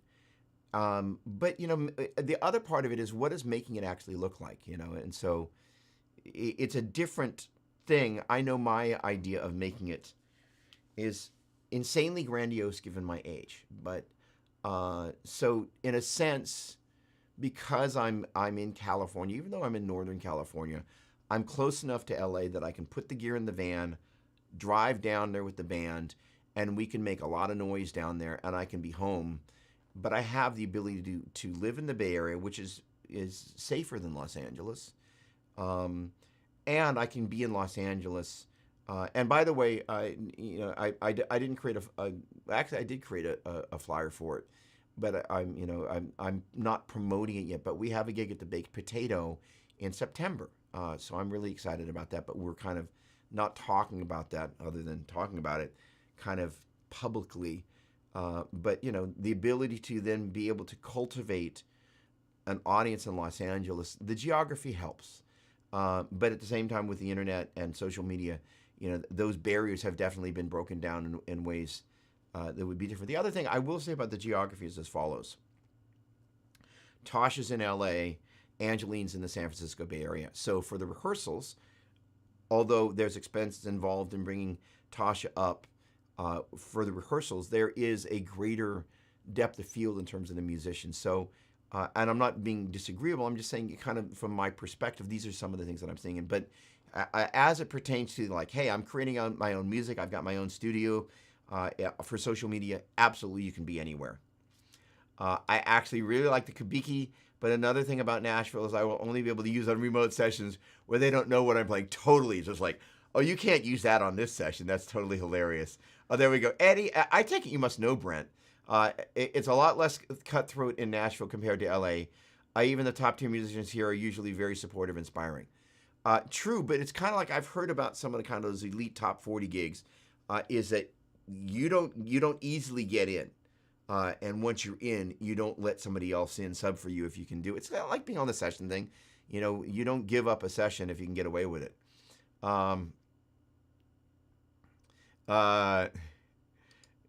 Eddie, I think you should still consider a move here. We'll talk more about it at your gig. That's awesome. I look forward to it. And I look forward to hanging out, my friend. That'll be a real pleasure. Yoichiro, thank you. I hope I'm pronouncing your name correctly. Thank you so much. I am super excited. I love that photo, by the way. So the funny thing is, Kevin, I do need a tech, but at this point, love that photo as well. Look at that. The interesting thing is that going into the last G4 experience, watching Joe and taking a look at Mike, his tech, who's not spending as much time out on the road. He's getting a little older.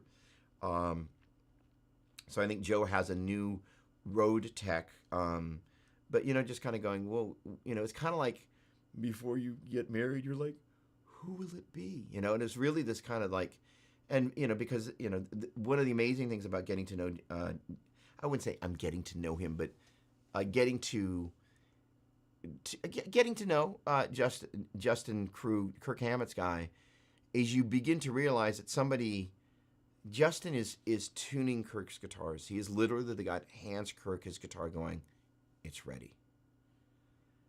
Do you know who the guy who hands me my guitar and says it's ready is? It's me. All right, it's tuned, it's ready to go, let's do it. The idea of actually getting to a place where I can actually have that happen in my career, it happened one small window that we don't need to talk about because we don't talk about that. Because it's a story that doesn't need to be told. But the thing is that I did meet a guy who was Frampton's guy on that gig, and I was like, I just love this guy. Turns out he lives close to me, and I loved everything about him. So I'm like, you know what? I might have met Mr. Right. In any case, so thanks, Jimmy. I presume you're talking about Eddie. Doug Doppler Trio. Brian, I am besides myself this band. There we go. So I said I was going to get back to it. What is Tone Match? So Tone Match is Fractal's proprietary capturing process, and the short version of it is, and there's content out there. And I do have to give another shout out to my buddy Brian Wall at Worship Tutorials. He has been such a huge source of inspiration. Thank you very much, Oichiro. I can't wait to get to New York. That is high on my list. Thank you. So Tone Match is Fractal's capture process. And essentially what you do is you take an existing amplifier, you get it as close to the sound of what you're going for with the amp that you're going to capture, and you kind of A/B them through the back of the Fractal, and then you run this process, and it actually happens pretty quickly. My buddy Brian Wall sent me a private video that he kind of walked through all the nuances of, and he's just been such a help and such an inspiration.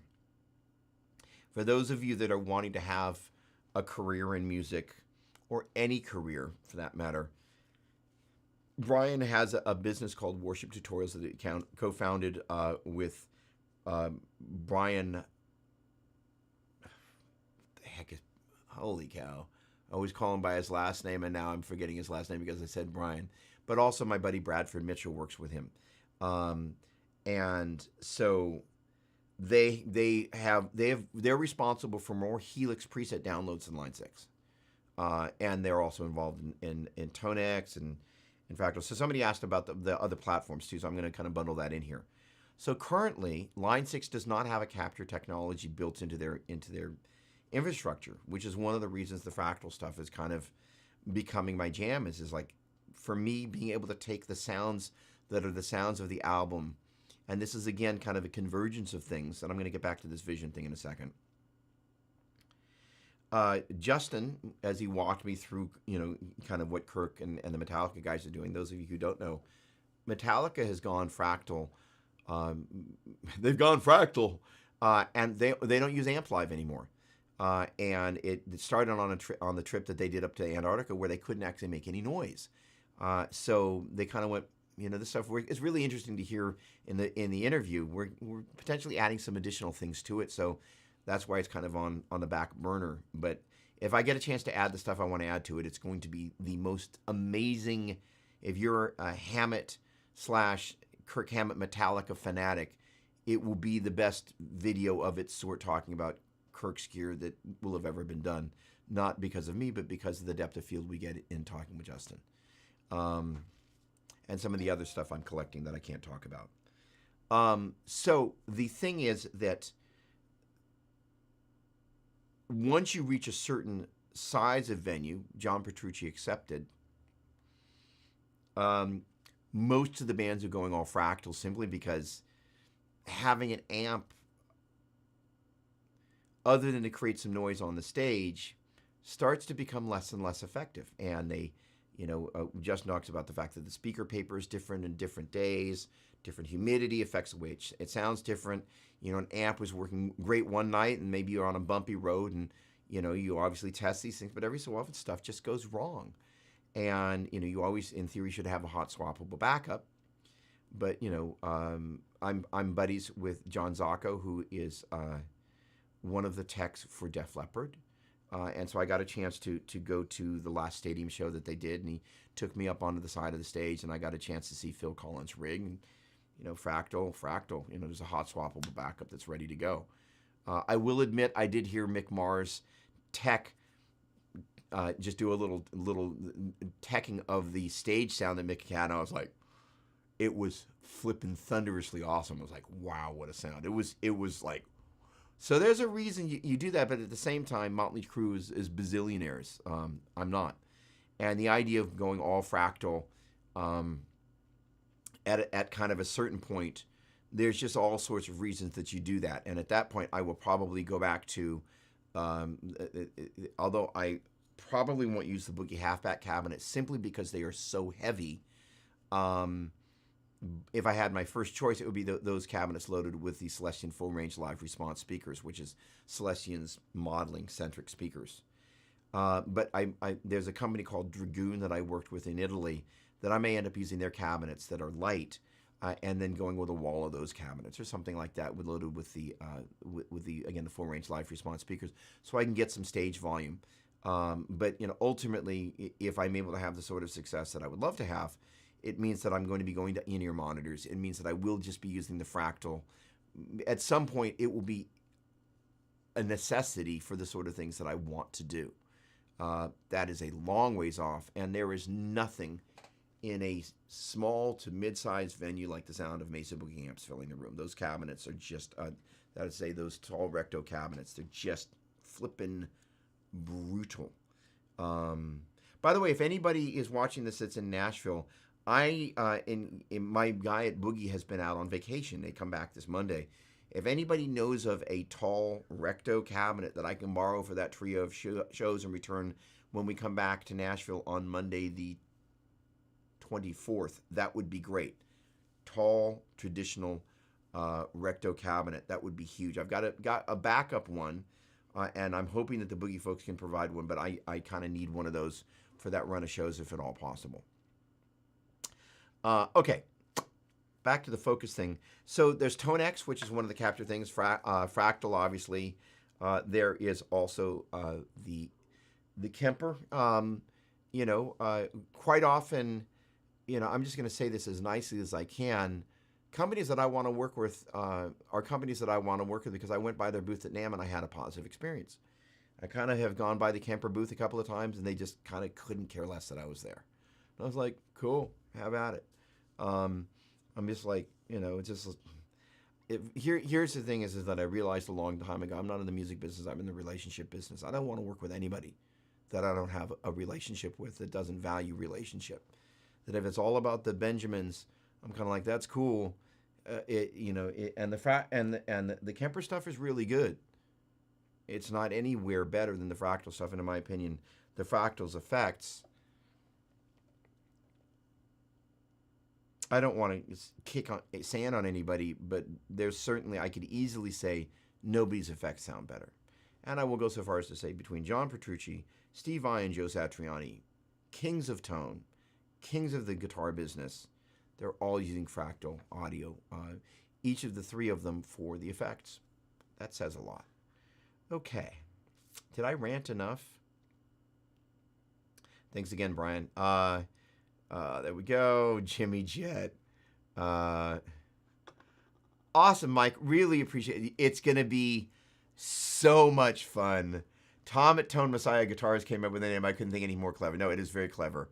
So that stands for Floyd Rose. And so I am a Floyd Rose endorser, which I, after years of playing Ibanez and using their various tremolo systems, all of which I really like, including the ZR. This is a Floyd Rose, whatever the heck is this guy called? This is one of the things about getting old. It's like every so often there's enough data in there that getting that hard drive to this place where you're going to pull it off. But basically, it's the FRX. It's their top-mounted Floyd Rose. So this guitar, besides the tape that's... we're in process on this thing. You didn't have to route this out. And I actually am really enjoying this tremolo a lot.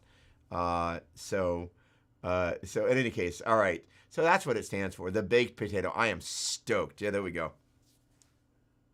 Put a little muscle on that. Good morning, Brad. Looking forward to seeing you later. Hope you're having a great Saturday. Please give Mary our love. Hugh, thanks so much for hanging out. Thank you so much. Yeah, I can yap. All right. Yeah, there we go. Eddie, hey, you're still here.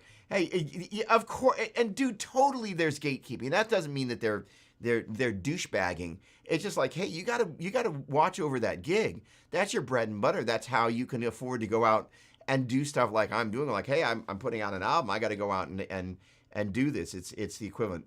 Hold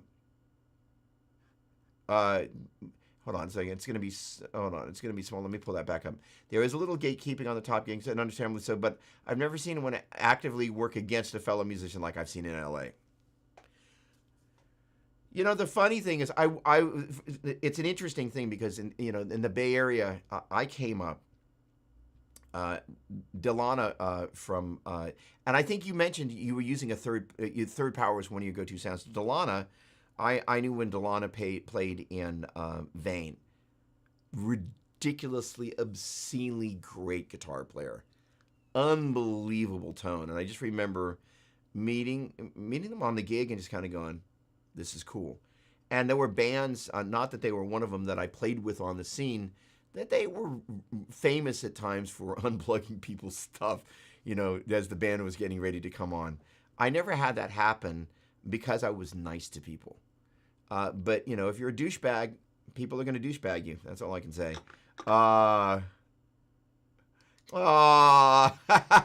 Bobby Valdez, you say the nicest thing.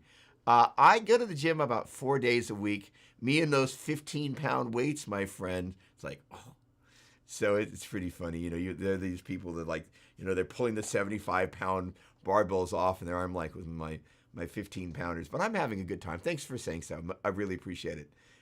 Yes, John 5. So the interesting thing about all of that is as follows. So I had the privilege of teaching at the G4 Experience, and some of y'all might have been at that camp, and it was kind of a veritable who's who of rock and roll. And I got a chance to, and I think as we were doing the camp photos, because as people are kind of coming up, so long as you're not turning your head, you can converse. And I was hanging out, Alex Skolnick and I were reminiscing about the Bay Area thrash scene and growing up studying with Joe. And we were just having this conversation because I've known Alex for years. I met him, and this is funny. I met Alex when he was, I think, 15 or 16, but I was playing at Ruthie's Inn, which is like one of the most famous, iconic Bay Area places where, amongst other things, thrash bands. That was where, besides that and the Fab Mab and the On Broadway, that was where that scene was birthed. And so I was there playing with my band Kimosabe, and Alex hopped up on stage like, "Hey, how you doing? I'm Alex. Nice to meet you." It's like, and we were reminiscing that first moment, and and it was interesting because you can, I could tell that John was like, because John's a brilliant musician, John 5, of course, and plays a ton of different styles. In case you didn't know, his breakthrough gig was K.D. Lang. That should tell you something. And it was obviously before the John 5 thing had happened. Brilliant player.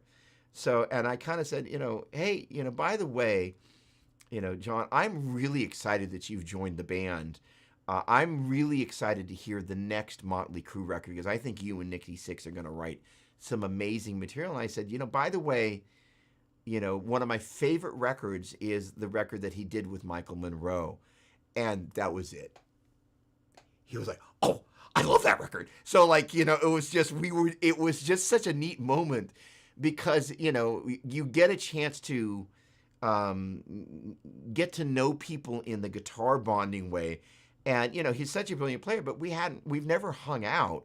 But like that record for me, Michael Monroe was the singer for Hanoi Rocks and had that accident that happened on Sunset Strip not happen where the drummer for Hanoi Rocks, Razzle, I think, right, was killed in an accident where Vince Neil lost control of what I believe was a Corvette and I think killed another woman or she was permanently injured or just it was a bad scene. Vince went to jail. Hopefully made his amends to society, but it was a really bad thing that went down. As an end result, that was kind of the end of Hanoi Rocks. But had that not happened, it's highly probable that Hanoi Rocks would have been the band that had pole position for the slight glam thing that Guns N' Roses had on. And they were a huge influence on Guns N' Roses. And Michael Monroe is another one of my favorite singers. I just love Michael Monroe. So, and it was so interesting because John couldn't contain himself talking about that record. It was so awesome because it's a record that not a lot of people know about, but those who do are just like, it's just great. And so, and Nikki Sixx is a brilliant songwriter. So I'm really excited to see what they're going to do. Okay. In any case, all right, let's see. So what in-ears are you using and why? So they're actually use them at the gym. I am using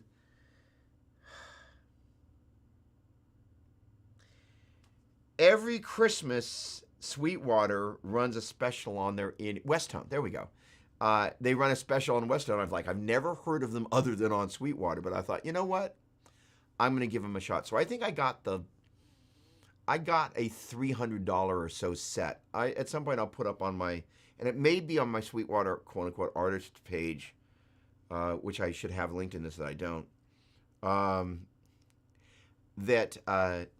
which model is. But I absolutely love them. I hate wearing over-the-head headphones if I can possibly avoid it. I'm not really a big fan of in-ears, but great in-ears make a world of difference. These ones weren't molded for my ears. I just kind of went with it. They come with a number of different fittings. And just kind of the stock one that I just tried on, they just fit great. I love them. They sound great. And what's neat about that is those are the in-ears that I live kind of everywhere. So I'm listening to my own mixes as I'm at the gym. I'm listening to music that I'm inspired by at the gym. And there, when I have to use something in the studio where I don't want the monitors up or can't have the monitors up, that's what I use. So the Westtones, I love them. So the why is there was another set from another company that enabled you to kind of remove, and I think you can do that with the Westtones just in case the cable breaks. One of the things that's ideal, instead of having to replace the whole the driver, you get a new cable. But the ones that I was using, and I won't mention the brand, and it's a major brand. I bought them so I could use them in the studio. And for me, I find it's a distraction. I want to move my head, and if the headphones are coming off in the middle of the track, it just drives me nuts. I'm generally relatively still when I'm recording, but I don't want to feel like I'm constrained. And the great thing about in-ear monitors is, I kind of generally will run the cable under my shirt and make sure I've got enough room. And another thing you can do is like this. What the pastors do is you for a head-worn microphone, is you will then use some sort of clip in the back. So you give yourself enough room so you can move from left to right and you check your range of motion. You can do the same thing with in-ear monitors and run them up through the back and then kind of run them up to each ear, but put a little clip back there so you can move from left to right without them coming out of the ear. These ones, the other ones from the other brand, literally they were coming apart in the studio. I was pissed. Make your gear right or not. Fractal is awesome. What's going on, Hans? How you doing, my man? Good to see you. I like that photo. Good to see you. Miguel, hey, and by the way, we're going to be back at Alvis. Hold on, come on. There we go. So that's going to be on the 28th. So hopefully you can make that show. And that again, it was going to be on the 28th. But I do understand, Los Angeles is a sprawling thing. Andy Guitar, I understand this is going to be too small, but I at least am going to bring it in so people can see how small it is when there's a bunch of copy. There we go. I understand that there's a business side to it all, but I never understood musicians or teachers actively working against each other. I just felt like this cake is big enough for everyone. So the LA thing, let's see if I can do it in a way that and I have a lesson that starts in 15 minutes. So in 10 minutes, I'm going to take a moment and prepare. But first of all, thanks to everybody that's hanging out. This has been a boatload of fun. So, Andy, the interesting thing is, first of all, insecurity. So one of the things that Lindy and I are making a list for this course material that I won't say any more than that, or this particular imprint of the course material that we're working on, is also talking about some of the nuances of being a musician. And one of the nuances that we all encounter is dealing with the things that we know that are our strengths and the things that we know that are our weaknesses. Musicians have a tendency to underappreciate the value of approaching your weaknesses head on. It's really, what's going on, Bent Tom? Always a pleasure. Well, thank you so much. The pleasure is mine. Likewise, I'm sure. But thank you. Our insecurities, you can either have them running like a bad virus running in the background, or you can kind of go, okay, these are the things that I'm not good at. I need to do something about this. Even if it's like, okay, I'm going to actively choose to I'm going to put that on the back burner there because there's only so many hours in the day.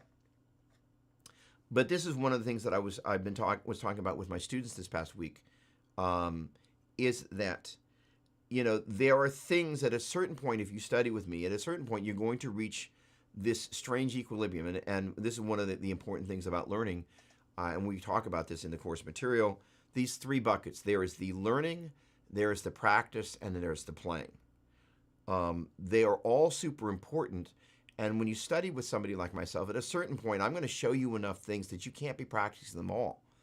And then at a certain point, you're like, well, I really feel like playing. And then there's this little kind of like, you should be practicing. You don't have all the things he gave you. He's going to ask him about it next week because he always asks about the thing you didn't practice because somehow he knows, which I do. But part of it is the playing part is a fundamental part of the process. It's invaluable that we exercise that muscle. But at the same time, we want to be conscious that when we're feeling bad about not practicing, uh, that happens on a kind of a subconscious level, but it's still happening at the emotional level, which means that even though it might be a subconscious thought about like, you know, I have more exercises than I could go through in one sitting with Doug's stuff. So I can't probably go through all those things to the level that I would, could, or should over the course of a week, but yet I really want to play. So there's this kind of like this guilty pleasure, and somehow part of it's making you feel bad because of these complex, conflicting emotions about what you would, could, and should be doing. And so understanding that dynamic is happening is really important, because then you can kind of begin to kind of go, this is an active choice where I'm purposely choosing that I've invested enough time in my practice that I'm going to give myself recess to go and play and enjoy it without feeling bad about that. But there are, there are dynamics to that, and we need to understand that. So that when we're feeling these conflicting emotions, like, why do I feel guilty about playing? Well, blah, blah, blah, blah, blah. That's a really important part. So, Andy, to your point of the kind of the cutthroat thing, I remember teaching across town from Alex Skolnick. Lovely guy, known him for decades. At that point, I was getting ready to, I hadn't put out my first instrumental album yet. I had, in the greater scheme of things in my world, not a lot going on. And that was really intimidating. Thank you very much, Eric. Much appreciated. No guilt, all pleasure. I love that. But, and so I really was feeling the fact that there's a guy that's 4 blocks from me that's taken some of my students, literally taking some of the bread off my table. It hit a really raw nerve. And not that I felt... we're actually talking. You're back right at the right time. So Alex wasn't working against me. He was able to teach it at another store that was 4 blocks from me. Just happened to be it was 4 blocks from me, and Alex was really well known at that point, and I didn't have nearly the notoriety. And so I've always felt that the things that I worked on, showing my students, I'd really worked very hard to develop a curriculum. And I felt my curriculum, I believe, was as strong as what he was teaching, but to be losing people hit a particular nerve. And also, I was very sensitive to the fact that he had just gotten his Charvel endorsement, and no slighting or feeling on him, but I was playing Charvels at that point, and I just felt it brought up all the bad feelings about myself and how I viewed the lack of things that I'd wanted to accomplish and had yet to do. So that feeling for different people manifests itself differently. Some people, you just kind of go, well, I just need to work harder, I guess, and just know that it's going to be a little uncomfortable. Again, Mick Mars, he built the Motley Crue thing from the ground up. He's out. John 5 is in. I'm sure he doesn't blame John 5, but that's got to feel not good. So at a certain point, you're feeling a little bit of displacement. It starts to get weird. In the Bay Area, and actually, I'm going to talk about the Yngwie thing. I read an interview with him where he was talking about recollecting back about the early days, and he said when he came to L.A., he was told that you're supposed to have an attitude. So you're like, okay, I guess that's how it's done. So that was an era where, you kind of being a douchebag was actually kind of okay, as lame as it actually is. What's going on, Brenton? What's happening, my friend? Legend in my own mind. So in any case, for good LA musicians working together, see a Facebook group of musicians for paid gig SoCal. LA is a great place. No, I mean, here's the thing. The vibe in LA has definitely changed. I forget the name of the bass player, one of the first migrants was the bass player from Toto, David Hungate. And then you saw, more and more people, starting to leave to go to Nashville, and it was an exciting time. But, you go to Los Angeles, And here's the thing. I remember when we did a gig, a hurricane. I got 3 minutes before I need to prep for this, so I'm gonna end here. We were doing a Hurricane Katrina benefit, um, and Slash was on the bill. It was really cool. It was a lot of fun. It's a great night, and I was playing through a Line 6 Flex Tone 2 head that flippin' sound ridiculous. I was early on. It's like if it sounds great, and I can play great through it in my own terms, I'm like, I'm in. And I could see these guys on the other side of the room. They were literally pointing and laughing at me, and I was just like, it's kind of like being at a gym with a guy that you're about to spar with, and just going like, your girlfriend's ugly and you're a bitch. It's just like it doesn't always go well. So when it got time to sound check, because the big wigs weren't in the building yet, I made a point of just like, let me just make it clear that me and my rig is going to sound better than you over there. And I realize that sounds kind of cocky, but I was just like, I'm just going to nuke you before the show even starts, because I'm just like, you know what, dick? Take that. I just shut him down. And afterwards, I'm like, that sounds great. Because he could tell I could see him over there like mocking me. And I'm just like, cool. You do that. And it's like, and, just like, I don't like having to do that. But, if you're going to poke me in the chest and call me a bitch and insult my gear, I'm like, well, okay. Just like, fine. I'll unleash the fury. And I kind of unleash the fury, It's just like, it's slightly juvenile, but I'm still kind of like, don't mess with me on the gig. So the point being is, my guess is he probably learned a lesson. It's like, yeah, I probably won't be mocking another guy on the gig, but it was so LA, and I just remember that kind of thing. That's classically LA. And, he was just some little, pint-sized. His rig was better than his playing skill, in all honesty. And he made the mistake that thinking his rig somehow made him a better player than he actually was. And I'm just like, you know what? You got your fancy, $3,000 rig. I got a $500 amplifier, and I'm going to shut you down.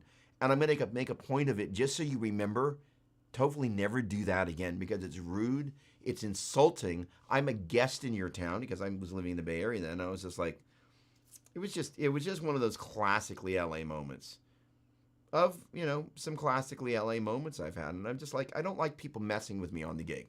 And that's really kind of what it is. Like, if you're going to poke me in the chest on the gig, I'm going to respond one way or another, and chances are it's going to be making a point that I'm going to shut you down. I haven't done this that long, for as long as I have, to not know how to do that. It's a thing that I don't actually like to try and do, because it generally does not promote the dynamic that you want to have on the gig. You really want that partnership thing. But at the point somebody's going to poke me in the chest and insult my amp and insult me, I'm just going to be like, okay, fine, there you have it. That amp sounded great. And it was running direct. I think I was using a cabinet, but just running direct out of the PA. Flippin' sounded great. I've still got it. It's upstairs. Great. Actually, the funny thing is, I'm going to model that. It's the dual rectifier setting in there that's just savage. So that's going to be in the fractal side of stuff. All right, look, I got to get ready for this first lesson. I'm sorry for, actually, I'm not sorry for revealing the human side of me, because you know what? We have to, like I was talking about before, we've got to be aware of our emotions. We got to be aware of the fact that our emotions will come up to the surface sometimes. And we got to be aware of when they serve us. And just because I had a good gig didn't necessarily mean I needed to get down on their level and just kind of, they poked me in the chest, so I had to bitch slap them. But at the same time, it's kind of what happened, and that's the whole point. Actually, Andy, first of all, I love you. You know that you're an ear training geek. You have a place in my heart that very few people do.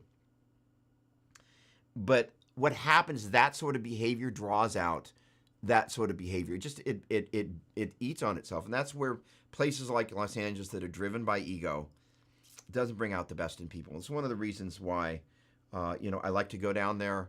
I love being in LA. I love having a chance to go there. I really enjoy the people, but I don't like that part of LA. And so it's not healthy. It's not good for your psyche. LA's not a healthy place for me to live. The last time I left, I had the record on Vi's label. I left with some success in my tailwind, and as opposed to leaving feeling beaten up by that place. But leaving a place like Los Angeles or Nashville feeling beaten is a really hard thing. And I have a tremendous amount of empathy for musicians that go to that place and things don't work out. It's very hard. I was fortunate to be able to leave and just kind of go, you know what? I don't need this. This is not my scene. But I still love going there, and there are a lot of people there, like Miguel Nunez, that I'm very fond of. John O's, and John O.